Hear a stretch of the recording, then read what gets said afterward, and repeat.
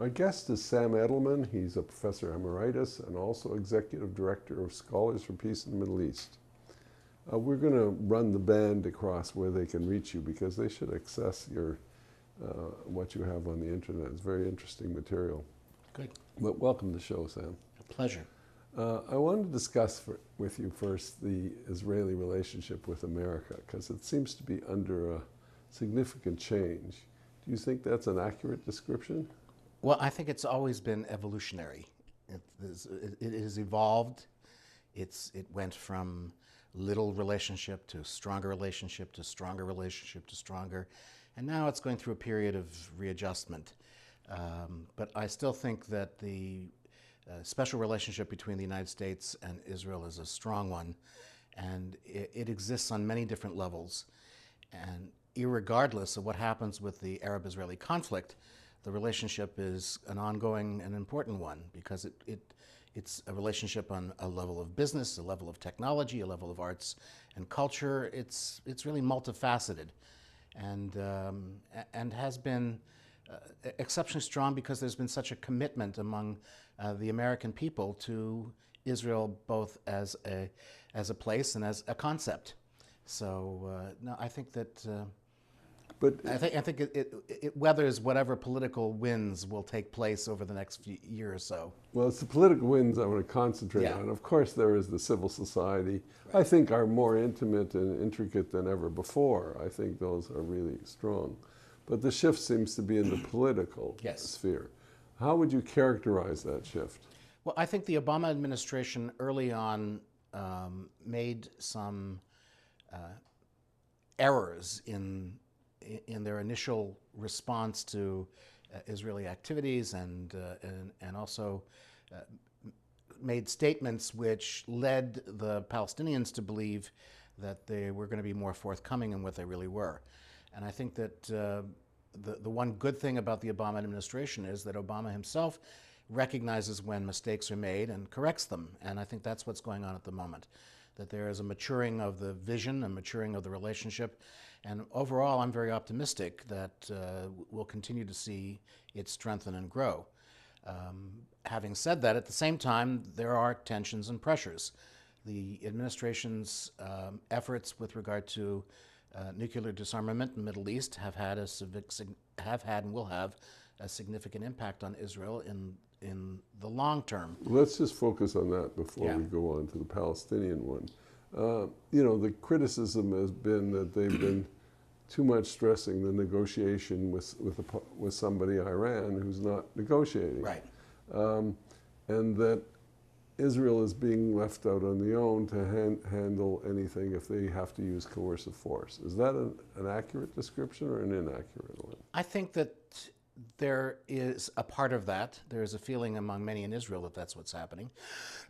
But at the same time, I think that there has been coordination and collaboration between the United States and Israel on a whole series of issues with regard to Iran. And Israelis generally, I think, want to see sanctions work. The problem is that it's been taking too long to get sanctions in place. And every day that we wait for sanctions to go into place is another day that the Iranians get closer to reaching their goal of achieving weapons-capable, to become nuclear weapons capable. So there is a timeliness here that needs to be pushed. But sanctions are something that I think most Israelis and the Israeli government would like to see happen, although at the same time, we all know that preparations are in, gaming has been done, preparations have been made, both in the United States and in Israel, for the for the possibility that armed response may be necessary. Well, assume armed response is necessary. Assume the economic sanctions and the diplomacy doesn't work, and most people are pessimistic about that, I think, observers. Do you think Israel will be left alone to do that? That Israel will not be permitted to use airspace and will have to find airspace to get to Iran? Or? Well, at this moment, I think there's mixed messages being sent. Some in the Obama administration have said that Israel will not be left alone. Some have said They don't want to have anything to do with it. When you listen to the Brzezinskis of the world, they're saying, no, nothing will happen. We can't do anything like that. But you listen to others in the administration who are dealing with these issues, they're saying, well, if it comes to that, we may need to join together. So at this moment, ambiguity and mixed messages are the key underlying theme. I think it will take time to see how things come and harden fast as the sanctions either work or don't work. And I agree with you. I think the sanctions are an iffy proposition. I also believe strongly that the Obama administration missed an opportunity to support the Iranian opposition. Not that they're necessarily any better than the government itself, but it's clear that at least they would be much more responsible with regard to the development of nuclear weapons. The current administration in Iran is ideologically and theologically set up for the potential for using nuclear weapons, whereas the opposition clearly is much more thoughtful and responsible in this. So we have a problem with Ahmadinejad and his political religious vision.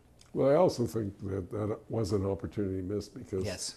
the squelching of the opposition is so strong now. Yes, it is. It doesn't seem likely they'll be able to recover from that. Yeah, and I'm puzzled by the Obama administration's lack of interest in supporting the opposition early on when it didn't. The excuse that was used, well, we don't want to show Ahmadinejad that give them excuses to go after the opposition. They didn't need an excuse. They were going to go after them no matter what. So to give them support would have been very useful and I think would have helped a great deal. Nevertheless, there is growing awareness within Iran itself that change needs to take place and a growing upset with many in Iranian society are upset with the Ahmadinejad administration. There's splits within the Supreme Council. There are splits on all kinds of areas of the society. And we see constant demonstrations, although we're not seeing it in the news anymore.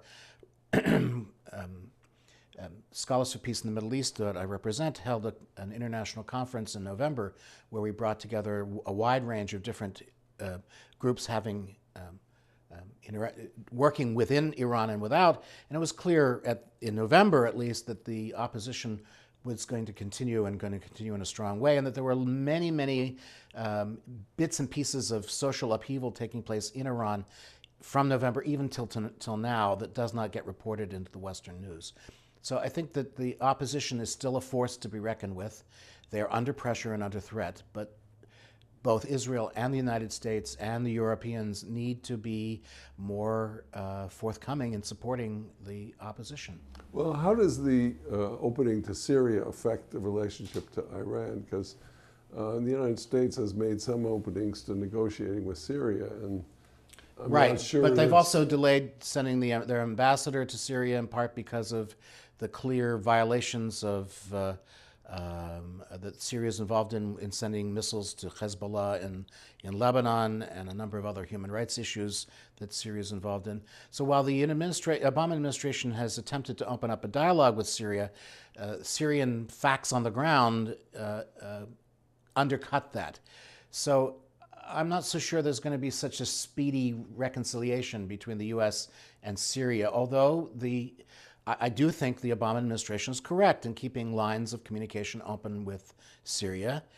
There's no reason why they should not talk with them, because talk enables the Syrians to understand that there's a possibility of backing off when threat ratchets up. So I think that in that end, it's okay to spend time talking with Syria and trying to work something out. Well, there's always the question of when you talk to them and you leave the opening while they're arming Hezbollah That's with big, correct. significant missiles, you're sending a wrong message. And one doesn't know which is necessarily the better route. I agree, but in this case, the administration, by not sending their ambassador to Syria, has clearly sent a message to Syria that the U.S. is going only so far. And the